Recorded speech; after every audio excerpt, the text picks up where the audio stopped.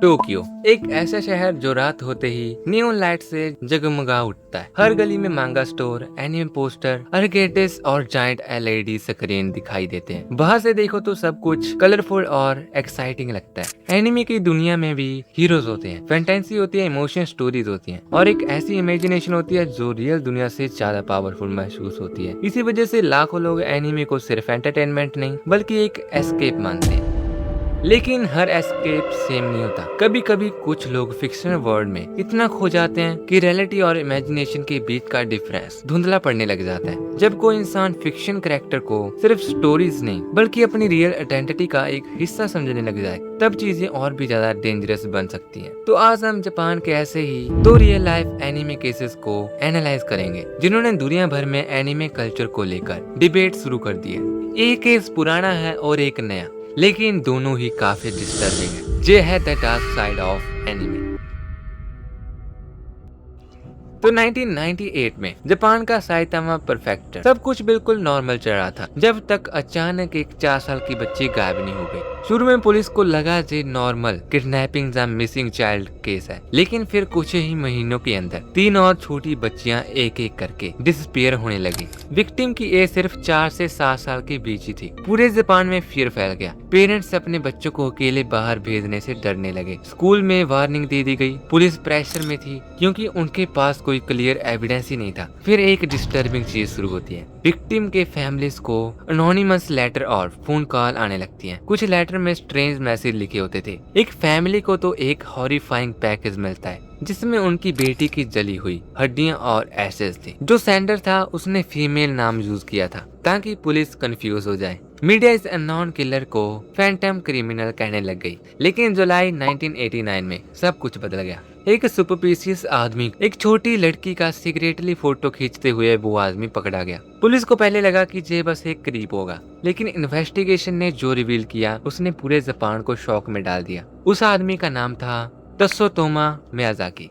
जब police Miyazaki के घर पहुंची तो उन्होंने एक ऐसा रूम देखा जो किसी हॉरर फिल्म का सेट लग रहा था। छोटा सा क्रैम्प बेडरूम जहां पे चलने तक की जगह भी मुश्किल से थी। हर तरफ VHS टेप्स, मांगास मैगजीन और हॉरर फिल्म डिस्टर्बिंग रिकॉर्डिंग पड़ी हुई थी। रिपोर्ट्स के अकॉर्डिंग उसके पास 5000 से भी ज्यादा वीडियो टेप्स थी। मीडिया ने तुरंत इस चीज को सेंसेशनलाइज कर दिया। न्यूज चैनल बार बार उसके रूम की फोटोज दिखा रहे थे और वहीं से एक वर्ड सडनली नेशनल कंट्रोवर्सी बन गया, ओताको।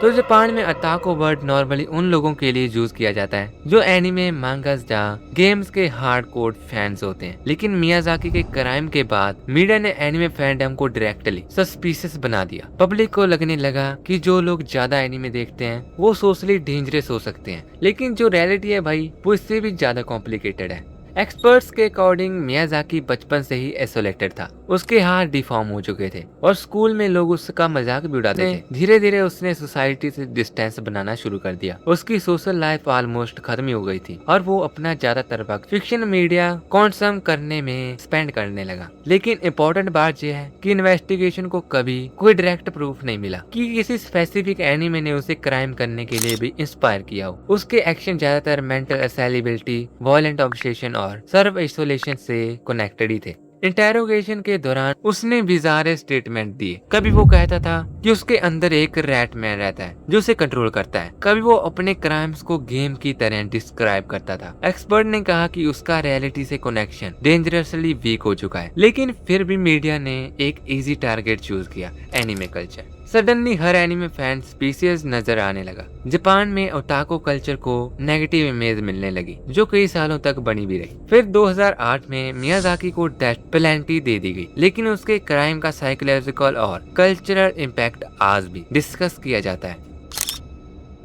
2019 इंटरनेट और सोशल मीडिया का एरा था भाई। एनिमे कल्चर अब सिर्फ जापान तक लिमिटेड नहीं था, पूरी दुनिया में एनिमे मेन स्ट्रीम बन चुका था। टिकटॉक एडिट, कॉस्प्ले कल्चर और एनिमे एस्थेटिक्स सोशल मीडिया का मेजर पार्ट बन चुके थे। इसी मॉडर्न एरा में भाई एक इंसिडेंट हुआ जिसने इंटरनेट को शॉक में डाल दिया और स्ट्रेंजली एंटरटेन भी। 23 मई 2019 टोक्यो के शिंजुकु एरिया में पुलिस को इमरजेंसी कॉल आती है। जब ऑफिसर एक लग्जरी अपार्टमेंट बिल्डिंग से बाहर पहुंचता है, उसने एक हॉरिफाइंग सीन देखा। ग्राउंड पर एक इंजर्ड आदमी खून में पड़ा हुआ था और उसके पास एक जंगबू मैन काल्मली बैठी सिगरेट पी रही थी। उसके कपड़ों और हाथों पर खून लगा हुआ था, लेकिन सबसे डिस्टर्बिंग चीज ये थी कि उसके चेहरे पर पैनिक बिल्कुल भी नहीं था। वो ऑलमोस्ट रिलैक्स फील कर रही थी। उसका नाम था योका ताकाओका। पुलिस के अकॉर्डिंग उसने अपने बॉयफ्रेंड पर नाइफ अटैक किया था। आफ्टर डिस्कवरिंग पॉसिबल इन्फाइडेंटली विक्टिम बच जाता है, लेकिन इंटरनेट का फोकस क्राइम पर कम और युका की अपीयरेंस और बिहेवियर पर ज्यादा था। उसकी पुलिस वैन वाली स्माइल फोटो वायरल होने लगी और फिर एनिमे फैंस ने एक कंपैरिजन नोटिस किया। तो भाई एनिमे कल्चर में एक फेमस ट्रॉप होता है जांदेरे कैरेक्टर यूजुअली क्यूट, स्वीट और लवली दिखते हैं, लेकिन आपने लव इंटरेस्ट को लेकर वो इतने ऑब्सेसिव हो जाते हैं कि वायलेंट बिहेवियर तक पहुंच जाते हैं। जो इसका सबसे फेमस एग्जांपल है फ्रॉम जोनो गेसाई। अपने लवर के लिए किसी को भी हर्ट कर सकती थी। उसकी साइकोटिक स्माइल और ऑब्सेसिव पर्सनैलिटी एनिमे फैंडम में आइकॉनिक बन चुकी है भाई। इंटरनेट यूजर ने कंपेयर करना भी शुरू कर दिया कि योको ताकाओका बिल्कुल रियल लाइफ जोनो गेसाई जैसी लगती है, और इसी मोमेंट पर आकर चीजें और भी ज्यादा डिस्टर्बिंग होने लग जाती हैं। सोशल मीडिया पर जोको के फैन पेज बनने लगे। उसकी फोटोज पर एनिमे फिल्टर लगाए गए, फैन आर्ट ड्रा किए गए। कुछ लोग उसे too cute to be dangerous कहने लग गए। कुछ ने उसे बेस्ट जानदार गर्लफ्रेंड तक बोल दिया था भाई। एक रियल वायलेंट क्राइम धीरे धीरे इंटरनेट एस्थेटिक में कन्वर्ट होने लगा। ये सिर्फ एनिमे ऑब्सेशन का इशू नहीं था भाई, ये मॉडर्न इंटरनेट कल्चर का एक डार्क साइड है। आज सोशल मीडिया पर शॉकिंग और डिस्टर्बिंग चीजें भी वायरल और एंटरटेनमेंट बन जाती हैं। रियलिटी और फिक्शन के बीच का गैप और ज्यादा ब्लर होने लग जाता है। लोग कभी कभी रियल क्रिमिनल को फिक्शन कैरेक्टर की तरह ट्रीट करने लग जाते हैं, और इसी वजह से योको ताकाओका केस इतना ज्यादा कंट्रोवर्शियल बना। तो ये थे दो ऐसे केसेस जो लिटरली भाई एनिमेस को बिल्कुल अलग ही नजरिए से देखते होंगे। इन्होंने जो किया किसी को मारना, वो एनिमे में तो भाई ठीक ठाक लगता है, पर रियल लाइफ में कुछ ज्यादा डिस्टर्बिंग बन जाता है। लेकिन भाई ये दोनों अलग अलग केसेस थे, दोनों की अलग अलग पर्सनैलिटीज भी थी, लेकिन भाई दोनों केसेस में एक चीज कॉमन था, एस्केपिज्म का डेंजरस एक्सट्रीम। एक इंसान जो फिक्शन डार्कनेस में इतना ज्यादा खो जाता है कि रियलिटी उसके लिए भाई मीनिंगलेस ही लगने लग जाती है, और एक इंटरनेट कल्चर जहाँ वायलेंट बिहेवियर को भी एनिमे एस्थेटिक बना दिया जाता है। लेकिन भाई एक इम्पोर्टेंट बात है जो तुम्हें याद रहनी चाहिए कि एनिमे खुद किसी को क्रिमिनल नहीं बनाता। मिलियंस लोग भाई एनिमे देखते हैं, मांगा पढ़ते हैं और गेम्स भी एंजॉय करते हैं बिना किसी वायलेंट बिहेवियर के। लेकिन भाई रियल प्रॉब्लम तब शुरू होने लग जाती है जब मेंटल इंस्टेबिलिटी, ऑब्सेशन और आइसोलेशन रियलिटी को डिस्टॉर्ट करने लग जाती है। फिक्शन इंस्पायर कर सकते हैं, इन्फ्लुएंस भी कर सकते हैं, लेकिन जो डिसीजन है वो हमेशा रियल ह्यूमन ही लेते हैं, और कभी कभी रियलिटी फिक्शन से भी ज्यादा डार्क हो सकती है। तो जब अगर तुम्हें ये वीडियो पसंद आई और तुम नहीं चाहते कि तुम भी इनकी तरह बनो,